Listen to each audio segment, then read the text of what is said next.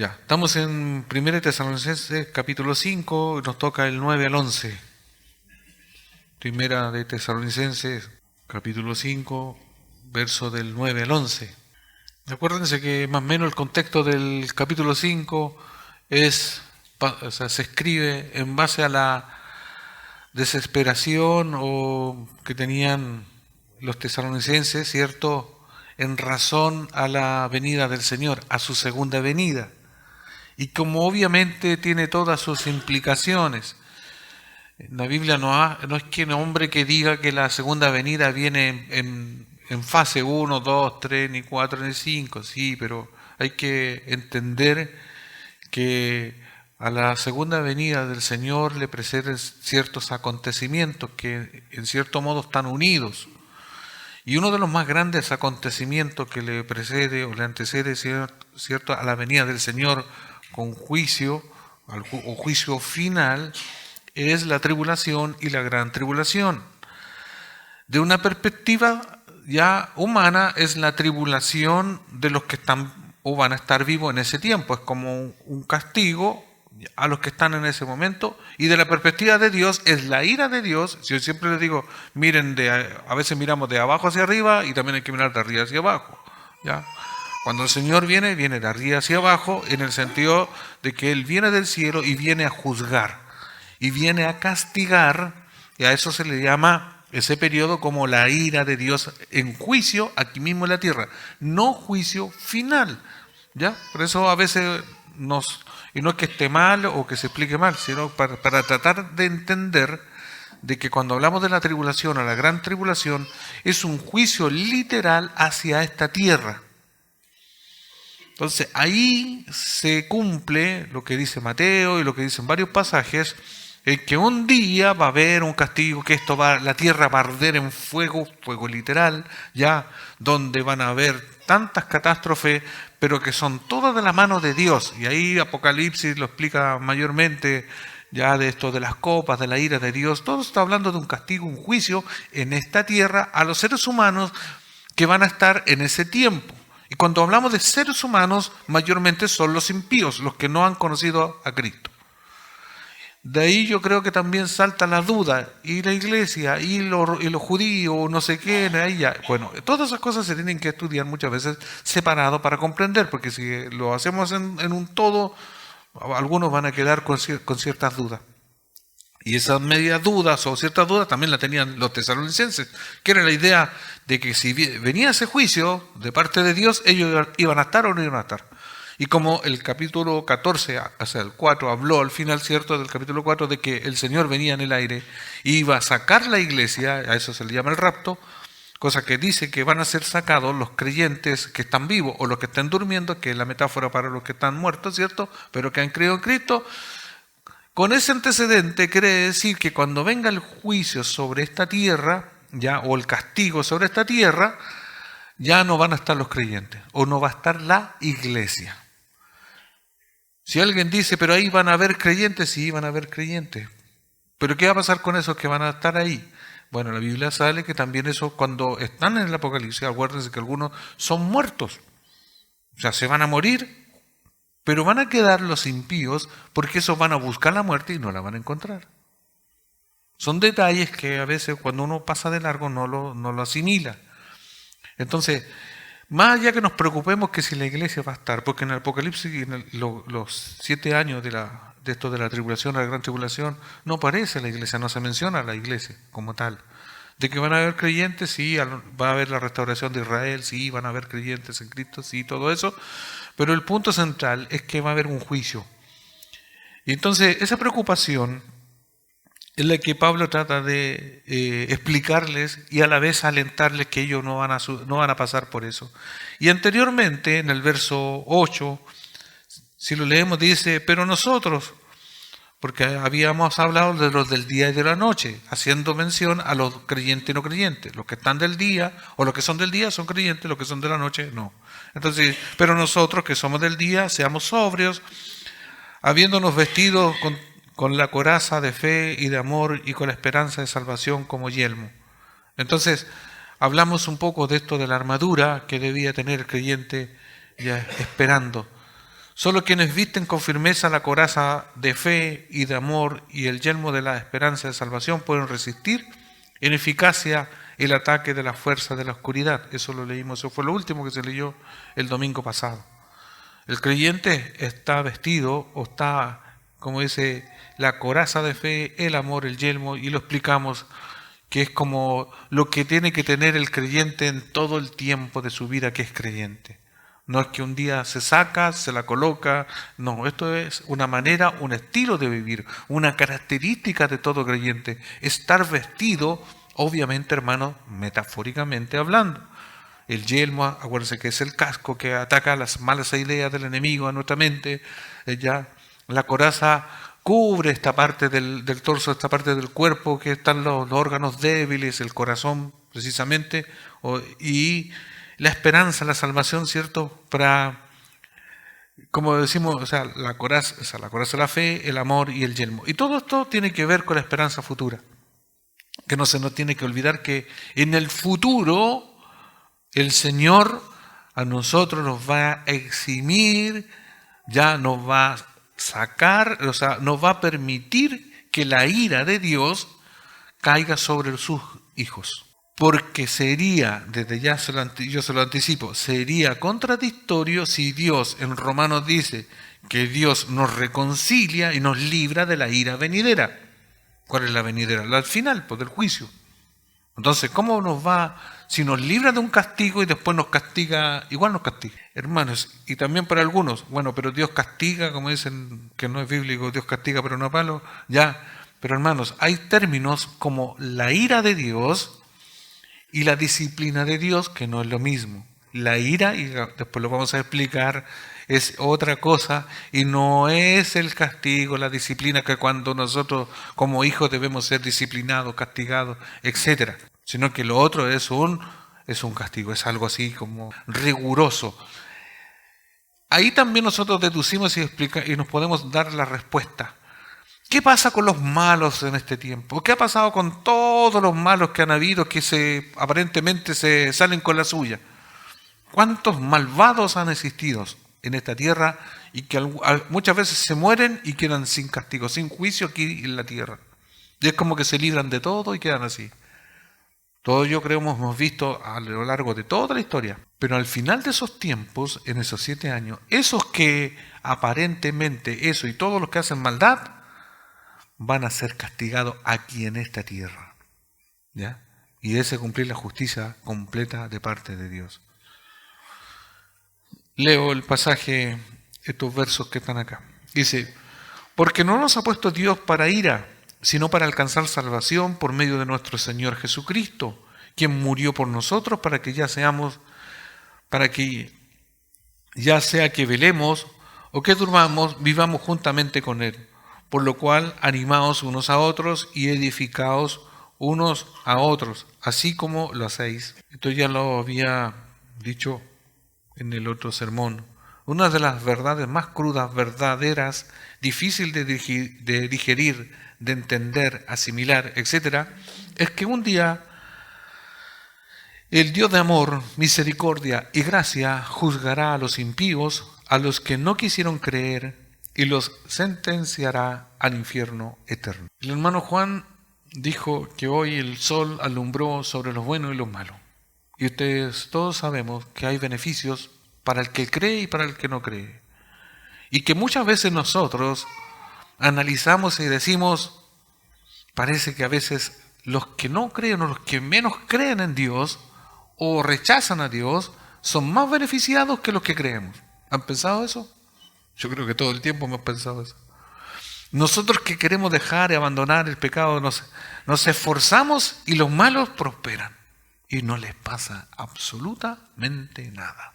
Y al contrario, prosperan, se enriquecen, se hacen famosos, etc.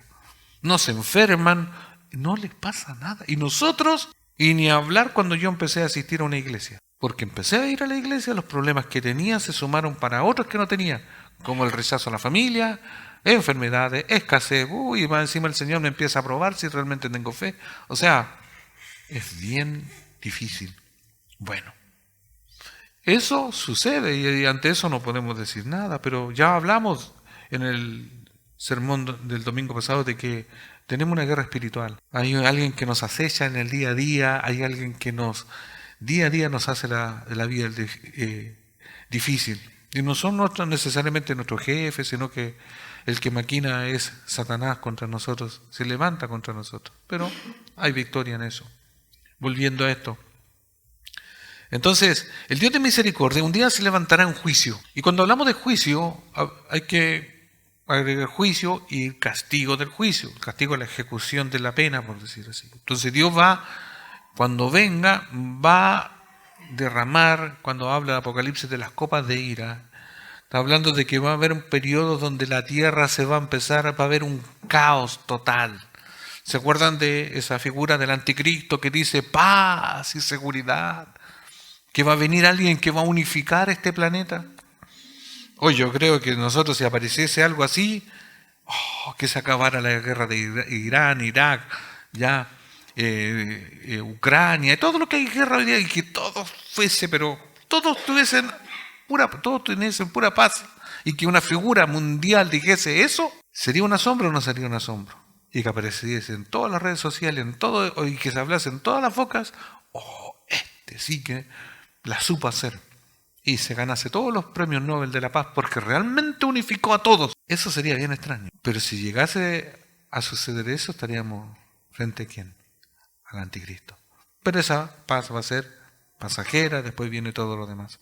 Entonces, cuando el Señor venga o derrame, antes que, por decir, que preceda a su venida literal, estos acontecimientos, ¿cierto?, de juicio y castigo sobre la tierra, esto es lo que se llama de la ira de Dios.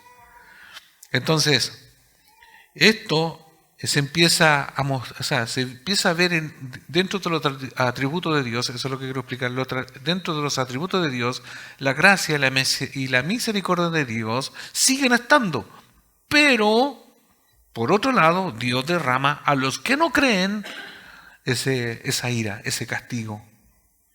Mateo 3:12 dice Reina Valera, su aventador está en su mano y limpiará su era y recogerá su trigo en el granero y quemará la paja en fuego y nunca se apagará. Todas estas metáforas, todos estos pasajes que yo voy a leer en adelante son bastantes, yo dejé muchos afuera, pero para dar la idea de que Dios no se ha olvidado de la maldad del ser humano, del que no se arrepiente, y que en ese tiempo final, cerca del juicio final o de su segunda venida, van a acontecer este tiempo. Por eso yo estoy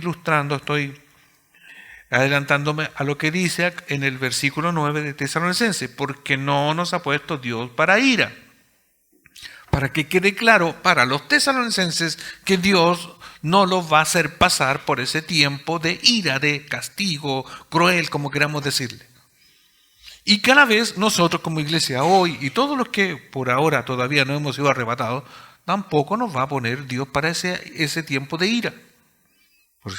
Por lo que digo yo, sería contradictorio como recastigar si ya se nos levantó el acta que había de juicio contra nosotros. Nosotros o el pueblo cristiano durante todas las edades sí ha sido muerto, sí, pero no está en ese periodo completo de ira.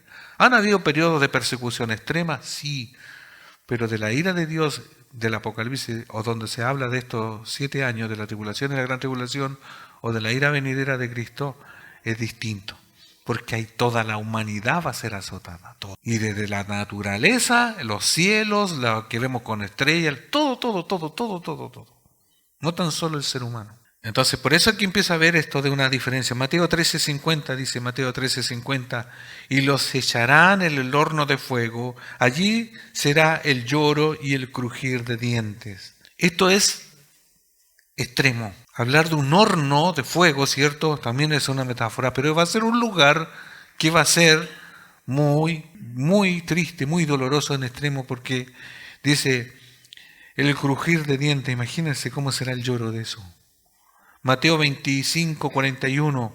Entonces dirá también a los de la izquierda, apartaos de mí, malditos, al fuego eterno preparado para el diablo y los ángeles. Entonces, dentro de la ira venidera, también viene el juicio final, y esa es la conclusión final de todos los malos, de todos los que no han creído, de todos los que han rechazado a Cristo, ya sea en el tiempo de la tribulación y también por todo el tiempo de la historia que no han creído en Cristo. Entonces, ahí nosotros decimos, todos esos que gozaron de la misericordia, de la gracia, en todas las edades que vivieron como reyes o fueron reyes, pero no conocieron, no tuvieron temor de Dios y que abusaron, mataron, hicieron todo lo que uno especula y dice, hoy, pero como los malos, bueno, va a llegar ese día, juntos con los que van a estar en ese periodo, más los que ya estuvieron muertos. Dios va a juzgar y va a castigar de manera literal aquí en la tierra y también en el juicio final, y van a ser lanzados a este lugar, como dice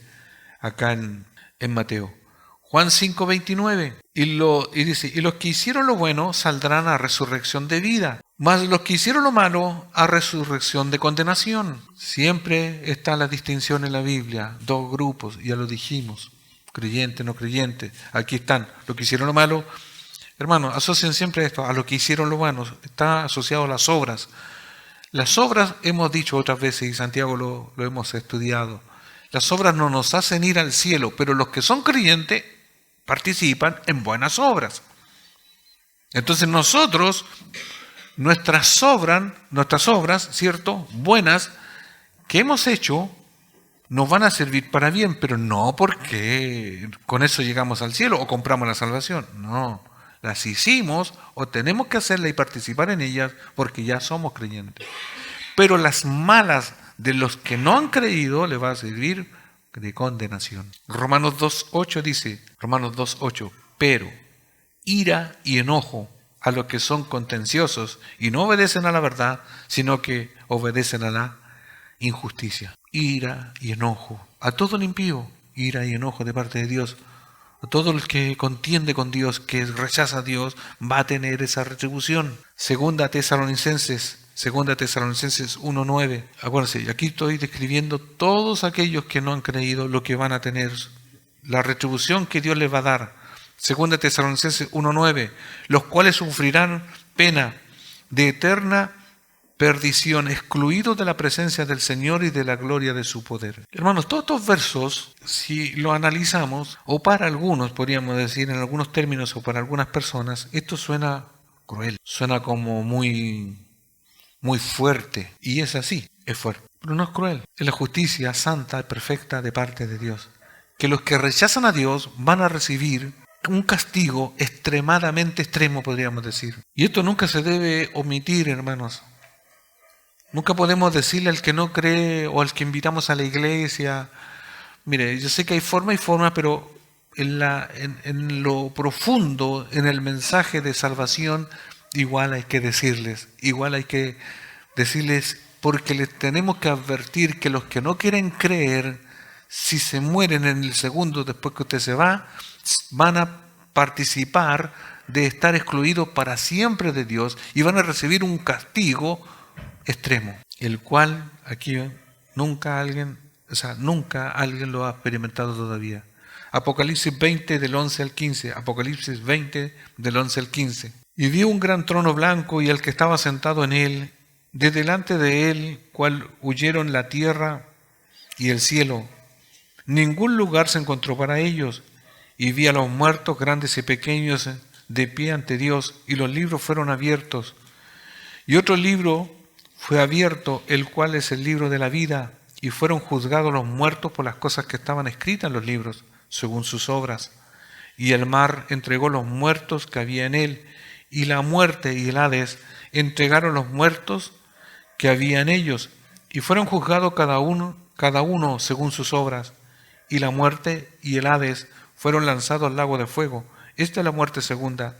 Y el que no se halló inscrito en el libro de la vida fue lanzado al lago de fuego.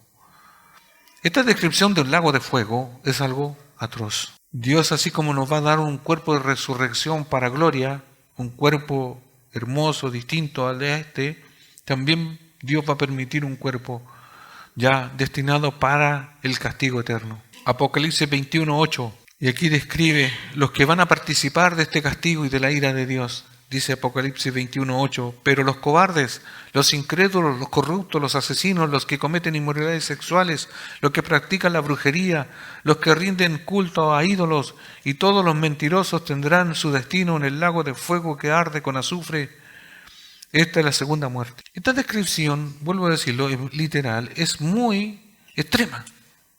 Y aquí está incrédulos. Empieza a hablar por cobardes, ¿cierto? Y hay una lista. Más allá de ver a los que van, para quienes se les escribe esto y son los que en este caso involucrados, los que no creen, ¿cierto? ¿Cómo no agradecer a Dios que nosotros éramos así? Cobardes, incrédulos, corruptos, asesinos, cometíamos inmoralidades sexuales, brujería. Todo eso, en parte, todos éramos así, pecadores. Todos estos son pecados. Y nosotros, por la gracia del Señor, Él pagó nuestra deuda por todo esto. Por eso Dios nos exime del castigo futuro. Pero también por eso debemos ser agradecidos y no decir, con orgullo así, pucha, yo no como ustedes. No, ser humildes siempre en esto. Porque nosotros nos merecíamos esto. De también haber sido lanzados al lago de fuego. Pero el Señor tuvo misericordia de nosotros. Pero así como tiene misericordia de nosotros, también el Señor tiene una misericordia por otros que están esperando. Ya, el Señor está esperando que se arrepientan, porque si no van a estar en esta lista y van a ser juzgados y castigados. Por otra parte, la verdad bendita para los creyentes es que no los ha puesto Dios para ira. Todos los anteriores y todos los versículos hablaban y describían los que sí van a ser castigados y van a estar expuestos y van a pasar por la ira literal en esta tierra y la final después del juicio. Ahora, por otra parte, los creyentes no estamos expuestos para ira. Acuérdense que la Biblia siempre habla que nosotros pasamos leve tribulación, leve, ¿ya? O leve tormento, o leves problemas. Para nosotros somos leves, aunque para usted sabe que si me aprieto un dedo, se me acaba el mundo, pero no es así. Para nosotros siempre va a ser comparado con lo final, todo el dolor que podamos sufrir ahora en este tiempo, ¿ya? O los sacrificios, no es comparado con lo final. Juan 3:18 dice, y esto es para nosotros, para los creyentes, para animarnos, así como también se le animó a los tesalonicenses. Dice Juan 3:18, no hay condenación para todo el que cree en Él, pero todo el que no cree en Él ya ha sido condenado por no haber creído en el único Hijo de Dios. ¿Hay condenación? No hay condenación. Por eso somos absueltos de todo eso, de la ira y del juicio final. Juan 3:36 dice, los que creen en el Hijo de Dios tienen vida eterna. Los que no obedecen al Hijo nunca tendrán vida eterna, sino que permanecen bajo la ira del juicio de Dios. ¿Se da cuenta? Ahí dice literal. Permanecen bajo la ira los que no creen. Pero nosotros estamos en el otro lado, tenemos vida eterna. Juan 5:24, versión NTV. Les digo la verdad. Todos los que escuchan mi mensaje y creen en Dios, quien me envió, tienen vida eterna. Nunca serán condenados por sus pecados, pues ya han pasado de la muerte a la vida. Si usted ha creído ahora o en el tiempo que usted ha creído, tiene vida eterna y no va a pasar por ese otro proceso. ¿Por qué? Porque se cumple todo lo que dice en la Biblia, ¿ya? Que Él nos preserva, que nos cuida como hijos suyos. Es por decir, nuestros hijos, igual, obviamente, mejor que un padre terrenal, pero como un padre, Dios nos cuida, nos sostiene, nos da de todo lo que Él quiere. Si hay momentos que Él quiere que o permite que pasemos dificultades, lo va a hacer por un bien mayor. Pero al fin y al cabo, a los que no son sus hijos, los va a castigar. Porque se rebelaron un tiempo contra Él. Pero sus hijos no, los va a eximir de este juicio o de la ira venidera. Por eso somos bienaventurados.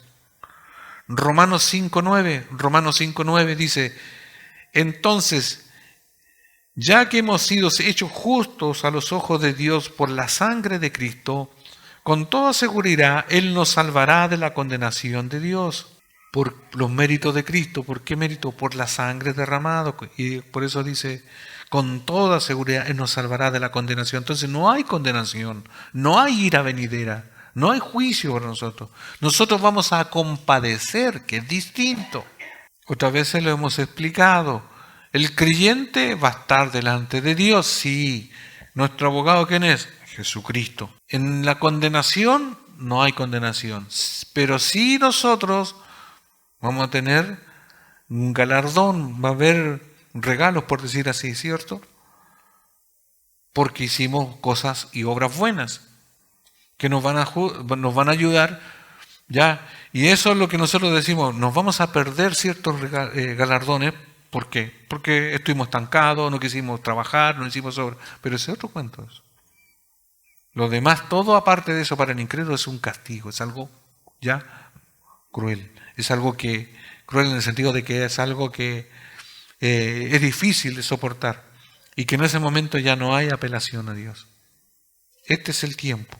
Por eso cada uno de los que le presentamos el mensaje del Evangelio tendrían que reaccionar de manera positiva, porque si no se van a encontrar un día con esto que es terrible. Romanos 8 del 33 al 34, versión NTV. Romanos 8 del 33 al 34 dice: ¿quién se atreve a acusarnos a nosotros, a quienes Dios ha elegido para sí? Es una pregunta. ¿Quién se atreve a acusarnos a nosotros, a quienes Dios ha elegido para sí? No sé su versión cómo dice, pero esta dice nadie. Esa es la respuesta. ¿Quién se atreve a acusarnos a nosotros? Alguien puede decir el diablo, sí, pero llega hasta ahí. No, nadie, porque Dios nos ha elegido para sí. Porque Dios mismo nos puso en la relación correcta con Él. El cristiano se cae, el cristiano peca, se levanta, confiesa sus pecados porque es importante.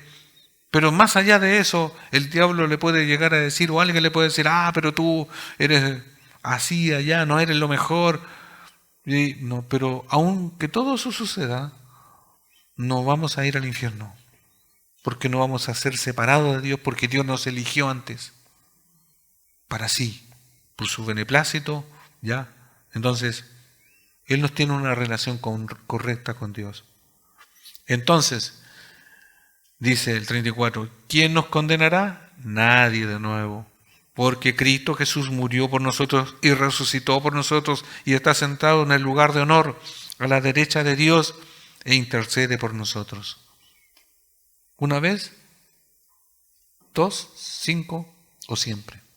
Siempre intercede por nosotros. Por eso el cristiano se cae, por eso nosotros pecamos 1, 2, 3, 1.000.000, no sé cuántas veces hemos pecado en cantidad.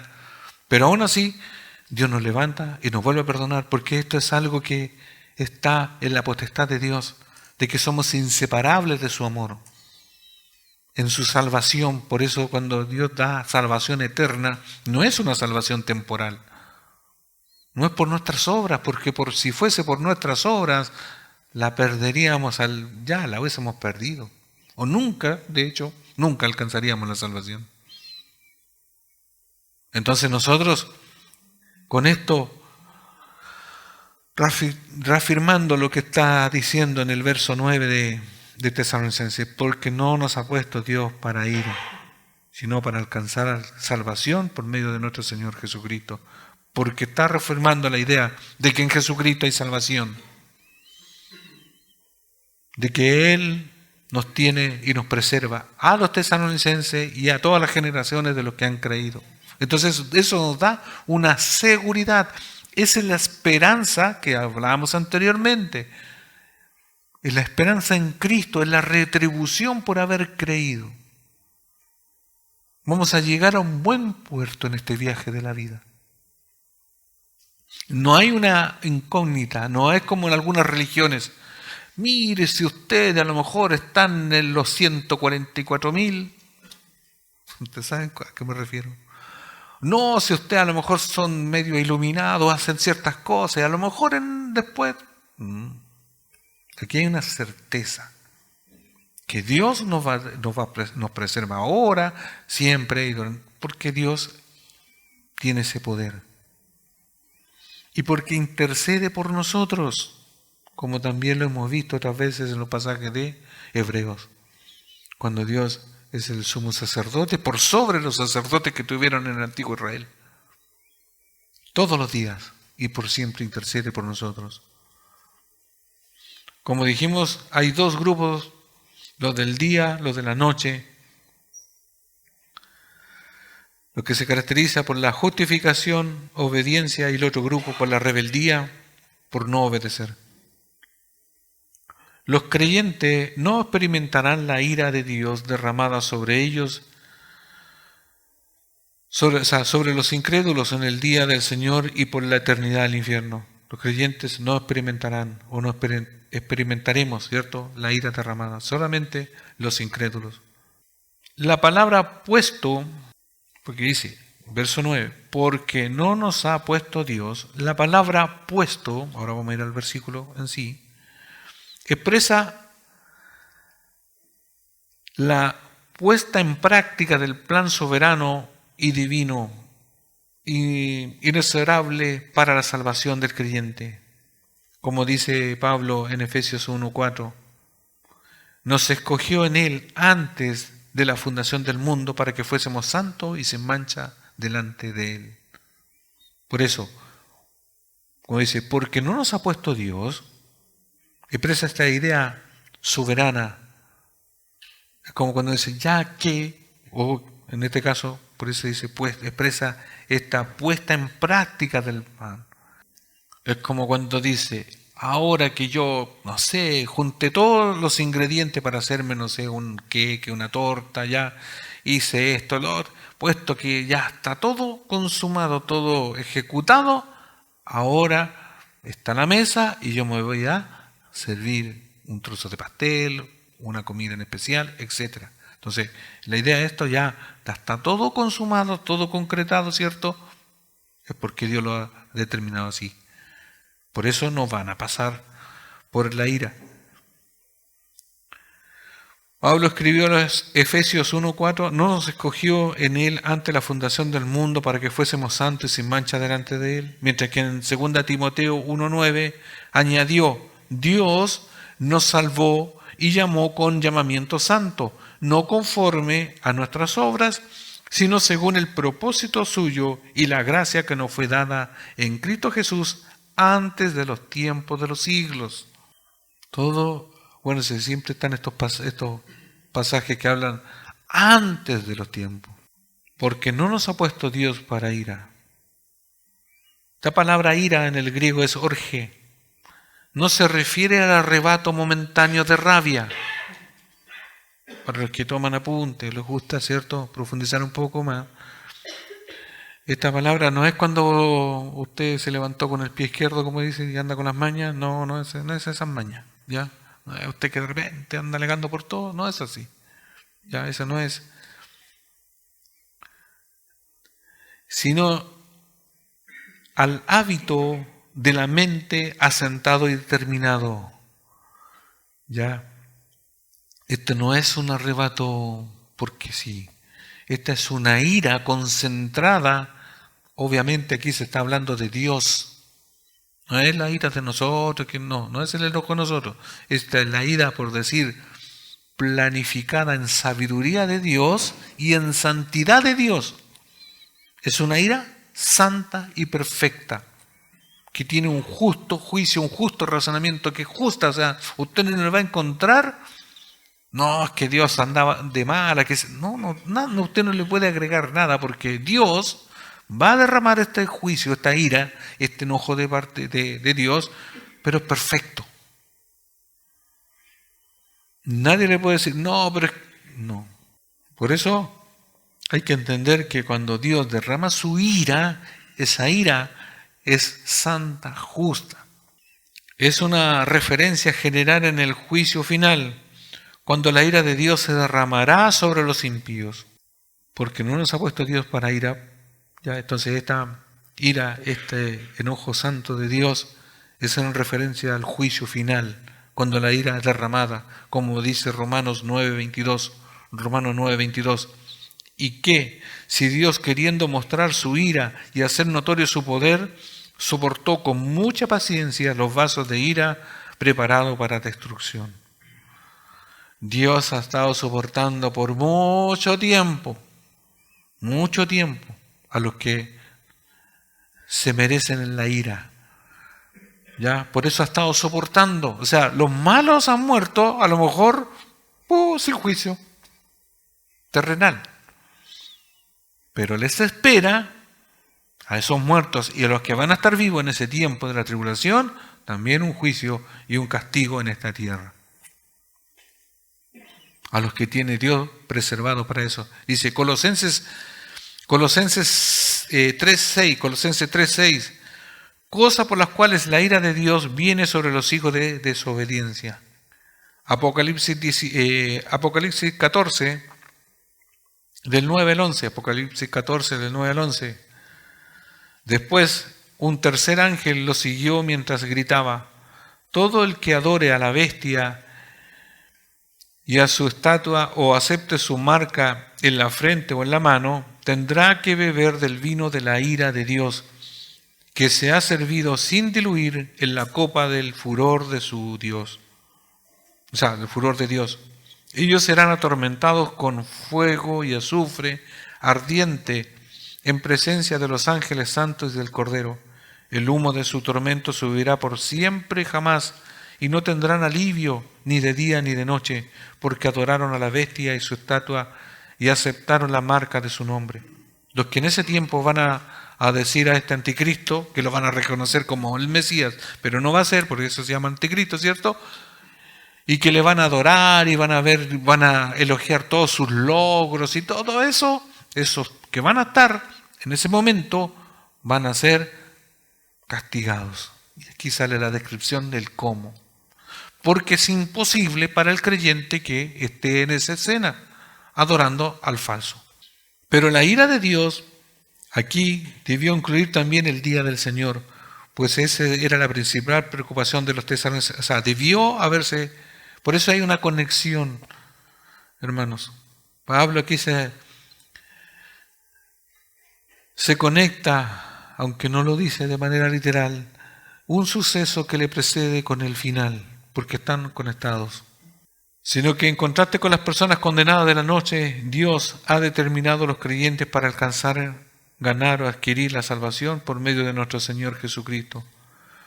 Una vez más, Pablo se refirió a la dimensión futura de la salvación de los creyentes, como la glorificación. Cuando dice, porque no nos ha puesto Dios para ira, sino para alcanzar salvación por medio de nuestro Señor Jesucristo, quien murió por nosotros. Acuérdense que esto es importante, el sustituto. Quien murió por nosotros. Recuerden los tres aspectos de la salvación, y eso lo vimos anteriormente, el domingo pasado: la justificación, santificación y glorificación. Solo vienen por medio de nuestro Señor.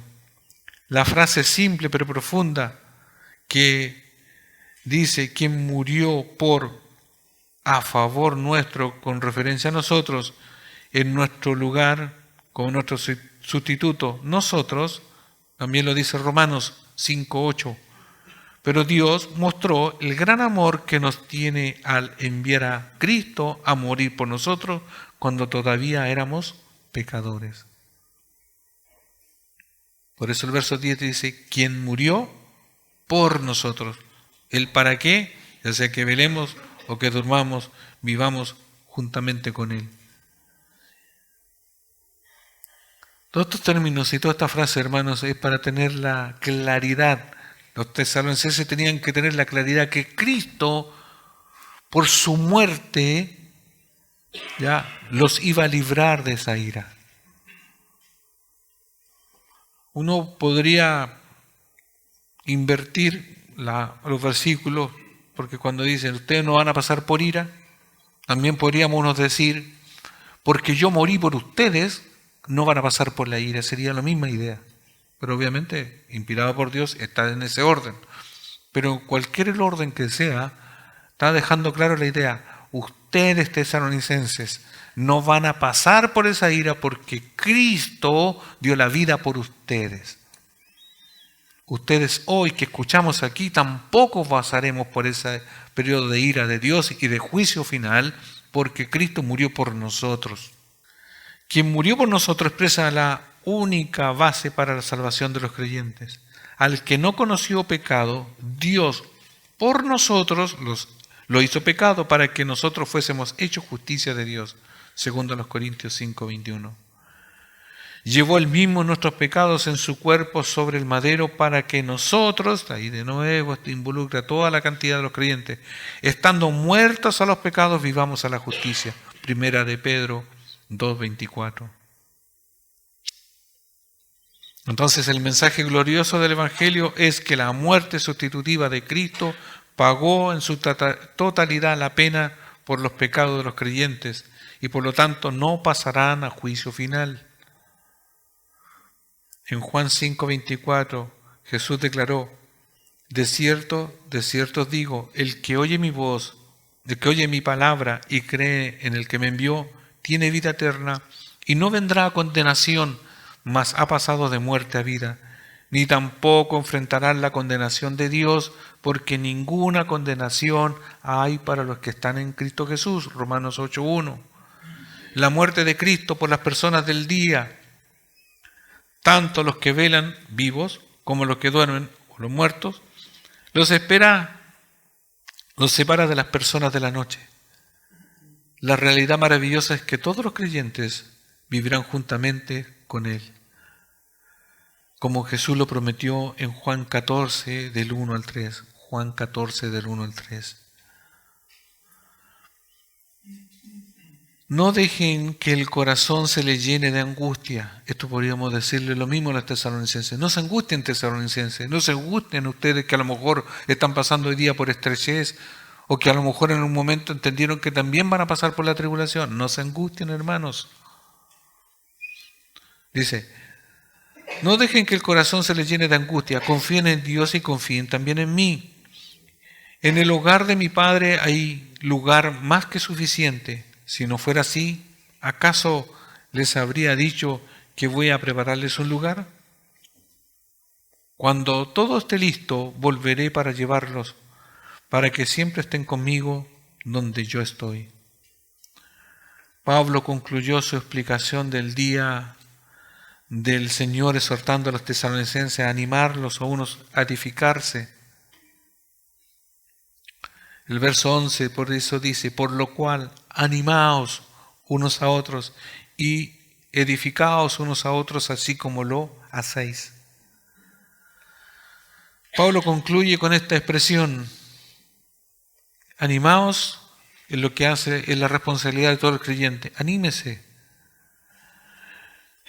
Obviamente cuando uno está desanimado, esperamos que otro nos ayude, nos consuele. Cuando todavía no comprendemos mucho la Escritura o todavía no maduramos, el ejercicio, la explicación de otro, de la misma Biblia, nos edifica. Y eso se hace muchas veces uno con otros. Ese es el cuerpo actuando, el que uno con otro nos fortalecemos en la fe. Todos remamos, como dicen, todos para el mismo lado, todos vamos en la misma carrera, en el mismo sentido. Y la conclusión final, la última palabra, dice, en su frase de conclusión confirma que ellos ya estaban comprometidos con animarse. Por eso dice, así como lo hacéis, así como lo están haciendo. La iglesia debiese estar haciendo esto, de animarse unos con otros. Yo creo que a veces hay en algunos lugares diferencias de interpretación de la Biblia y lo hemos dicho.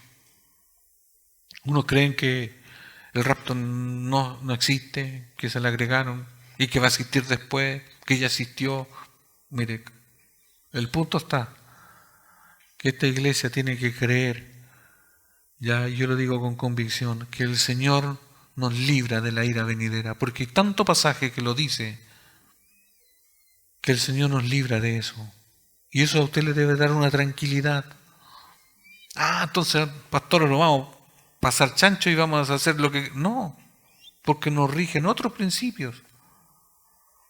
No podemos pecar deliberadamente porque somos sus hijos. Y porque está escrito que nosotros, como sus hijos, representamos a un Dios santo y nos comportamos como tal. Y si pecamos, tenemos abogado para con Dios, tenemos la salvedad que podemos confesar nuestros pecados y el Señor nos limpia. Entonces esa es la manera de vivir. Y nos distinguimos del resto.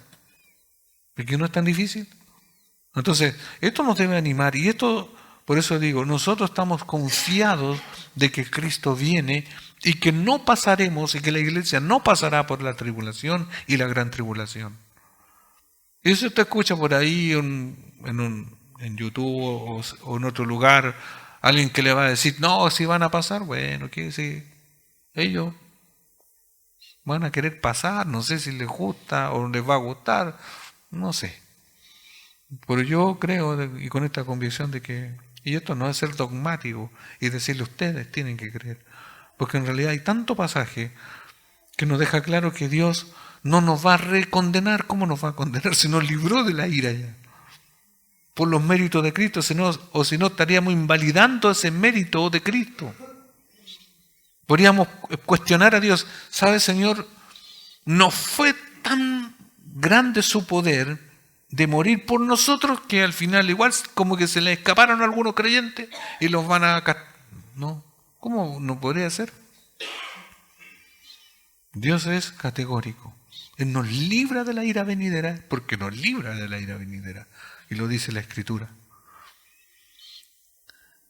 Y la última frase. Como ya dijimos, los del día y de la noche, y hay dos grupos. Y casi como hay dos grupos, también la Biblia habla de dos caminos, pero un solo Salvador. Un solo mediador. Y además la voluntad de Dios es que todos procedan al arrepentimiento. Entonces, puede haber alguien aquí que todavía no ha tomado una decisión. Y yo me dirijo a aquellos que todavía no han tomado una decisión porque es necesario, porque la Biblia habla de una destrucción y de un juicio extremo para los que no han creído. Por eso es el momento hoy de arrepentirse. Por eso los que no han tomado una decisión verdadera por Cristo están dilatando. Ese es hoy el momento para tomar una decisión personal por Cristo. Porque Cristo te quiere salvar, te quiere eximir, como yo decía, para que tú te saltes esa ira venidera, para que tú no vivas en esa ira venidera. Porque si bien no vas a pasar la tribulación por tiempo, pero va a haber una condenación. Por eso Cristo ha venido a salvar en este tiempo. Pero en su segunda venida va a venir ¿a qué? A castigar y además a juzgar y a mandar a esa cárcel que habla de fuego, de azufre, pero para siempre. Entonces, si hay alguien que no ha tomado esa decisión, tiene que hoy delante del Señor decir, Señor, perdóname, me he resistido, no he querido. Y sé que esto no son fábulas, estas no son historietas, son realidades. No son exageraciones, o si te parecen exageraciones, pero son más que un cómic, más que una serie, más que otra cosa. Esto es una verdad. Aunque parezca que ahora todavía no va a suceder, pero va a suceder. Ninguno de nosotros tiene comprado la vida. Está siempre en las manos del Señor. Entonces, este es el momento del arrepentimiento, no mañana. Este es el momento de tomar una decisión. Póngase en pie. Padre, en el nombre de Jesús, le damos gracias, Señor, porque los que hemos creído en su nombre, no por mérito propio de nosotros, sino porque usted, Señor, nos estrechó un día en nuestro corazón y a través de su Espíritu nos llevó a que confesáramos que usted es el Señor. Y por eso le damos gracias porque nos ha dado vida y vida eterna en Jesucristo.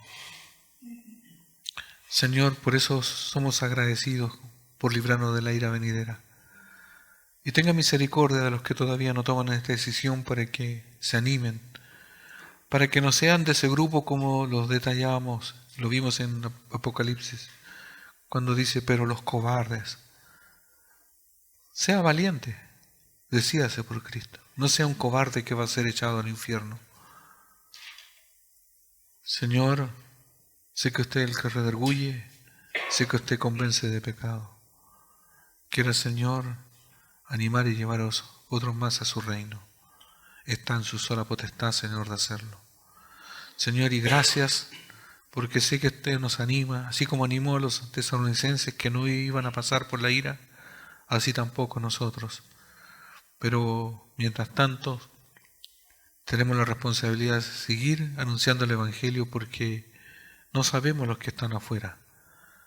Ayúdenos, Señor, a entender y tener la sazón y la gracia para predicar el Evangelio. No para condenar, sino para que se puedan arrepentir. Señor, a usted sea la honra y la gloria, en el nombre de Jesús. Amén.